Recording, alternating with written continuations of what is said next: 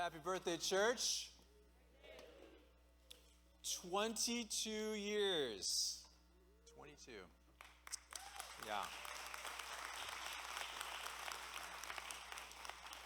So you know what that means. You people are stinking old. I feel like other than my mullet, I look exactly the same. It's no secret that I had a lot of issues with the church growing up, especially my early years in Bible college, that caused me at one point in my life to actually walk away from the church and ultimately from my relationship with God for a period of time. But starting Westridge has changed my view of what the church is really all about.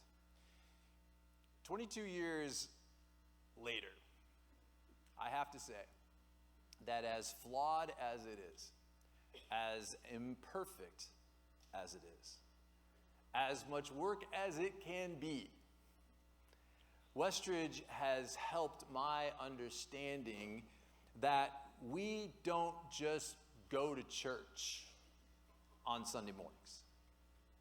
We are the church every single day. In fact, nowhere in the Bible does it ever talk about going to church. It says the church gathered, the church got together, but it's really not correct to talk about going to church because, again, the church is not this building. We together are the church. The church, as is described in the Bible, is a place where there is this commitment to each other that says, I will walk with you down the narrow dirt path that leads to Jesus. I will do life with you. I will stand with you. When the church is as it should be, when the church is never church as usual, it never pretends to be perfect or gets all judgy. It never promises to have all the answers. It never looks down on people. But instead, it always promises to carry each other's burdens.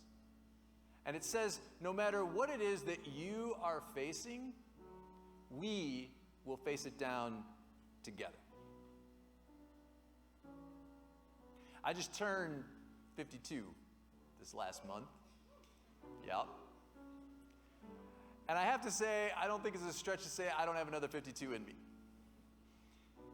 And so every time I come up with the stage on Birthday Sunday, I just feel like, time is so precious. Like, you start to get the feeling like you're running out of time, And I don't want to waste the rest of my life on stuff that has no meaning. And for me, this church represents the most important part of my life that will last beyond the grave. Well, it's good to be back. I love this place, and I love when I can just be part of it, and it's awesome, so I appreciate the break. If you're like me, we're going to get into the series now, and if you're like me, you try to do as little as possible of whatever it takes that you're doing to achieve an acceptable amount of success, right? So let's just say that I am not an overachiever. I'll give you an example.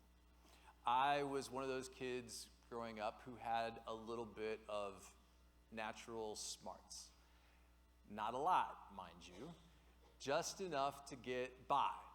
And so I went to inner city school. In fact, our daughter looked up the rating of my high school a couple days ago, and we were talking about school, and it got a 1 out of 10, just to give you that perspective. Nobody was there pushing me, and so, the bar was pretty low. And so I did just enough to get a B average and get the heck out of that school. Just enough. That was an acceptable amount of success for me at the time. I'll give you another example. Working out. right? I work out for one reason and one reason alone. I work out so that I can what? Everybody who said eat, you are my brothers and sisters. That's the only reason why I work out. And so for a long time, I would work out only enough that I could just maintain my weight. Not enough to get fit or healthy or anything, right? Just enough so I wouldn't get too fat. Which leads me to my greatest weakness, which is dessert at 9 p.m. at night. My game plan is always to eat as little as possible throughout the day so that when 9 p.m. rolls around, sometimes I only make it to 8:45, but usually 9, when that nighttime craving hits, like I can still hit a bag of Oreos and be okay. Or Oberweis chocolate peanut butter ice cream. Or Oreos in my... Yeah. So an acceptable level of success is that not that I don't lose any weight, that just that I don't gain any more, right? Well, I think that the same thing is true in the Christian life. We all want to go to heaven. When all is said and done, at the end of the day, we want to ensure that we're going to be walking down those streets of gold for all of eternity. I mean, the alternative sucks, right? We want to make sure we're going to be in. But what seems to be an acceptable level of success is when we can still do whatever we want to do, live the way we want to live, and still be Christian enough to just eke our way through those pearly gates at the end of the day. If that happens, I'm good. And so we spend our lives clinging to that beautiful verse in the Bible in Ephesians 2. For it is by grace you have been saved. It's beautiful, isn't it? We cling to the idea that we're saved by grace, and so we have one foot firmly planted on the God side of our lives, carefully securing our eternal destiny. And all the while, our other foot is planted somewhere else. It's clear on the other side. Because really, we want to continue to live the life that we want to live according to our desires. But as we glance down, we realize we are straddling the abyss. And all of a sudden we realize we're trying to avoid an eternal free fall. And so we dig in on both sides. It's really quite a balancing act, if you think about it. It causes us to never, ever be fully in either world. And so we can never, ever really enjoy either life. And if we're honest about it, it leaves us empty. I think the Bible acknowledges that there's this tension that exists in us. In 1 John, it says, do not love this world or the things that it offers you, for when you love the world, you cannot have the love of the Father in you. We try so hard to live in both worlds. We want so desperately to have this meaningful faith in Jesus. And yet, deep down, we really don't want to give up the stuff of this world either. We just want to put in the minimal effort that it'll take for us to feel like we're achieving an acceptable limit of success, which basically reduces the Christian faith down to being a Sunday morning thing. Because a lot of us believe that if we just show up in church on Sunday mornings and we confess that we believe that there is a God that exists, then we have done just enough to eke out a save at the end of the day. For it is by grace we have been saved. And that's good enough for me. However, there is a phrase that comes at the end of that verse. And that phrase says, through faith. Through faith. For it is by grace you have been saved through faith.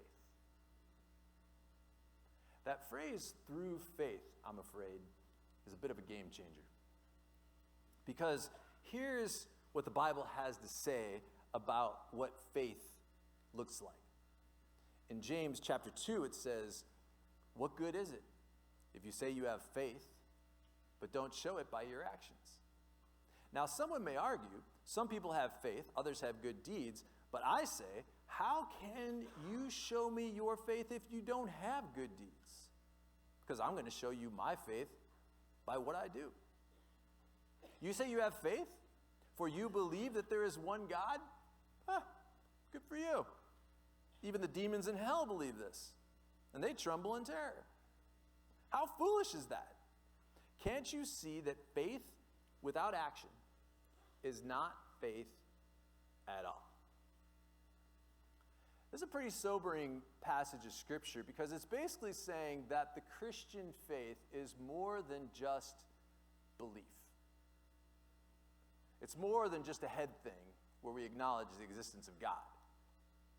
That if we call ourselves a Christian, it's not enough to just to go to church on Sundays and say you believe in God and that is the extent of your faith. Faith is way bigger than that. It requires action. It requires a complete life change. It's more than a Sunday morning thing. It's more than a quick prayer before dinner thing.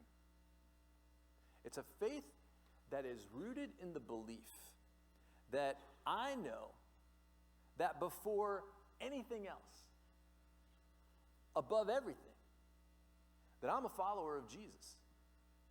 And that then determines everything else that I do in my life. Every step I take, every decision I make is based on my relationship with God. It's based on whether or not this choice pleases God. In 2 Corinthians it says, therefore, we are confident and know that as long as we are at home in this world, we are living away from God. For we live by faith, not by sight. And so we make it our goal to live in such a way that pleases God.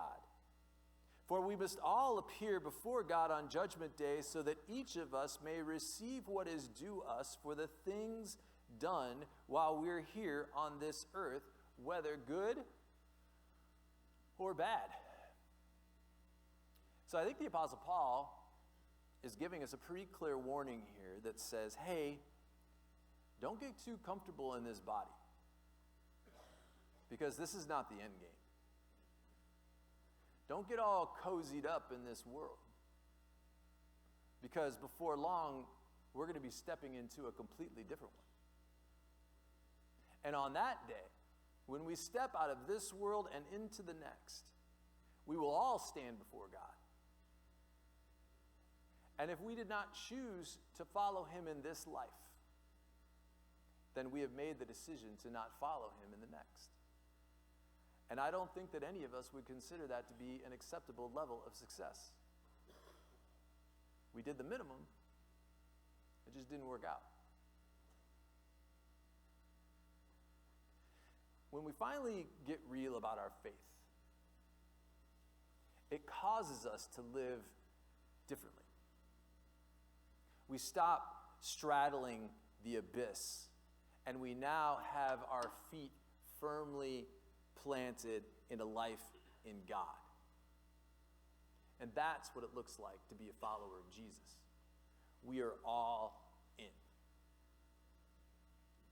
Our vision statement here at Westridge reflects that belief that we're committed to bringing people through a continuum of building a stronger faith by growing deeper in our relationship with God. And we break it down into three movements. We call it the 3 E's. That Westridge exists to help people encounter, embrace, and embody the radical love of God. And we say it's a continuum because the Bible teaches us that we never stop growing. It's a big biblical word called sanctification, but the bottom line, it means that from the time that we accept Jesus to the time that we leave this world, we are constantly growing and becoming closer to God. And we should always be working to grow as followers of Jesus. And so we use these three movements as a way to basically oversimplify a very complicated life of trying to grow in our faith in God. And we'll talk about the third E over the weeks to come, but for now, I just want to focus in on those two E's really quick and talk about kind of what that looks like. Because the first movement is that word encounter. This is where I would guess most of us are this morning. Because this is where we say, I would call myself a believer in that I have a belief in God. But I'm still trying to figure it all out.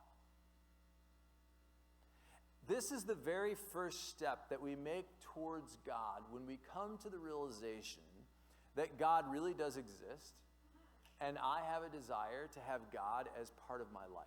Something inside of us has changed where we have that desire and we take that first step towards God. So this is a great place to be as we're exploring our faith for a while. But the problem is a lot of us get stuck right here because this is where we straddle the abyss.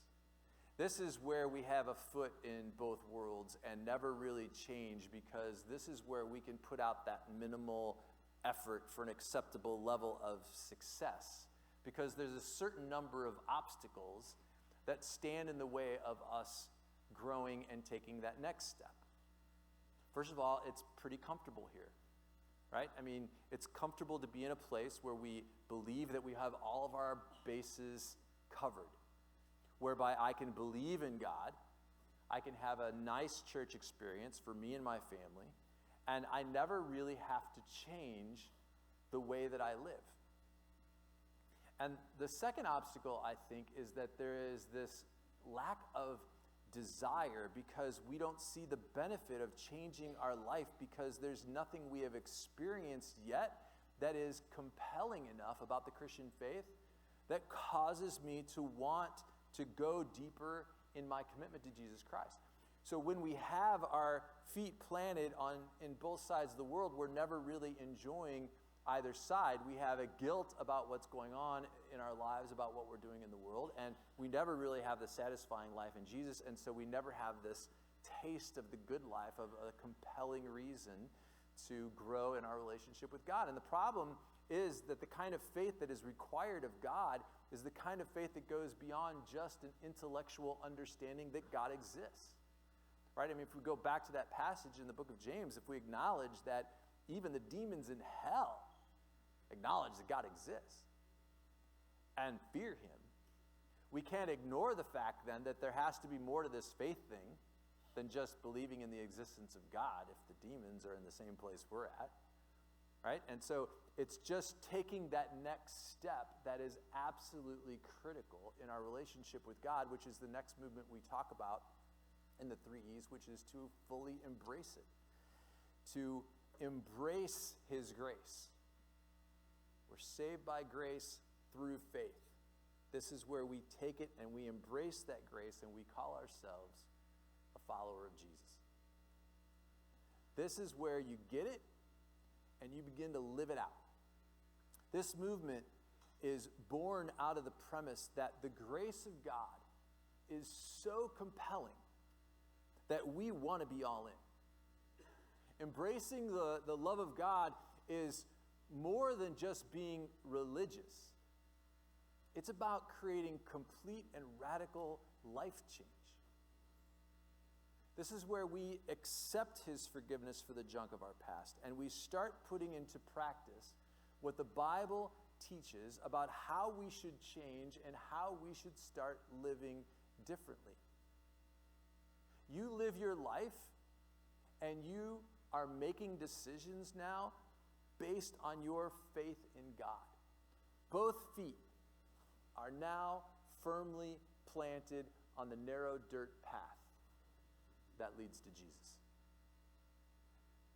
But there's obstacles to this too, in terms of moving on, to moving down that path. This is where there is a real fight for control. There is a lack of understanding, I think, by a lot of people that God requires full control of our lives as we go deep in our relationship with God. And we have a hard time letting go of that control. I have a hard time letting go of that control. The biggest obstacle in my relationship with God is a fight for control with God, because I like it my way. And then the second one is just giving up the stuff of this world. Jesus says, in order to follow him, we have to give up the things that we love in this world and fully embrace him. And it's difficult. I mean, it's okay to just acknowledge, you know what, I'm pretty comfortable here. Like, I like a lot of things in this world. This is what I know. This is what I feel. And it's hard to let go of the stuff that gives us a sense of security. But it's a big obstacle for us moving forward. And so it's here where we realize it's not enough for me anymore to invite Jesus into my church time on Sunday mornings and then dismiss him on Sunday night so that I can freely then live my life the way that I want to live on Monday morning. The hard part of the Christian life, the challenging part, it's the everyday part. It's the being a follower of Jesus all the time part. It's the turning the control of our life over to Jesus part. It's the living by faith and not by sight part.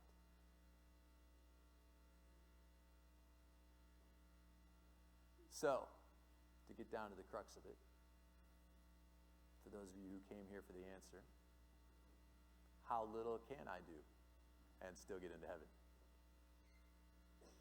Simple answer. According to the Bible, there's nothing you can do. Heaven is a free gift. And you can't live a life good enough or perfect enough to earn it or deserve it. There is nothing you can do to make God love you any more, and there's nothing you can do to make God love you any less.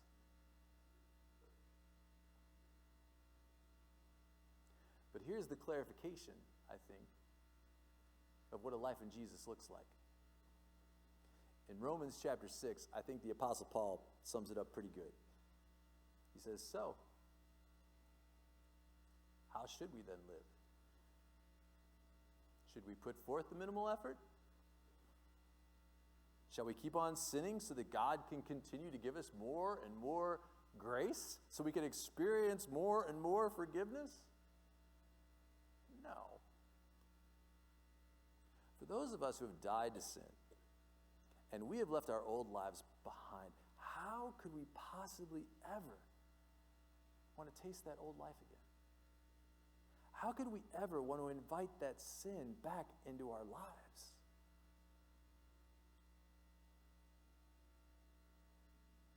So shall we keep one foot in the other world just in case? Just as an exit strategy, in case things don't work out so that I can continue to live the way that I want to live? Shall I just go to church on Sunday mornings and put forth the minimal effort and do whatever I want to do throughout the rest of the week? Shall I do just the bare minimum that it takes to eke my way out into heaven? No. The answer is simple.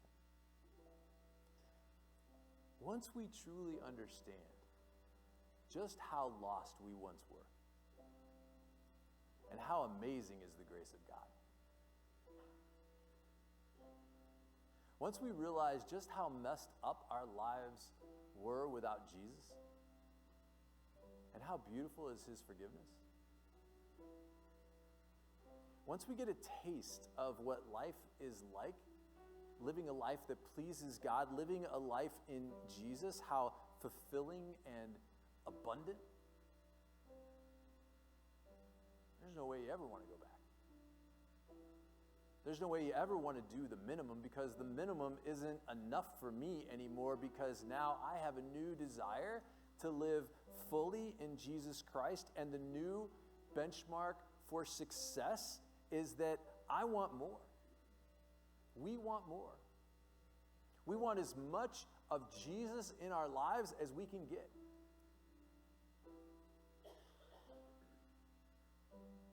The new benchmark for success is to have a life of fulfillment and purpose and abundance. And instead of trying to live between two worlds, which is ridiculously exhausting as we straddle the abyss, now all of a sudden, we get it. We get what God wants for us. Our feet are firmly planted on the narrow dirt path. And because of that, while it may be more difficult, I can breathe a little easier these days. Because I know what's real. I know where that road leads. Instead of just trying to secure a spot for myself in heaven, these days, I'm just trying to bring a little more heaven here on earth.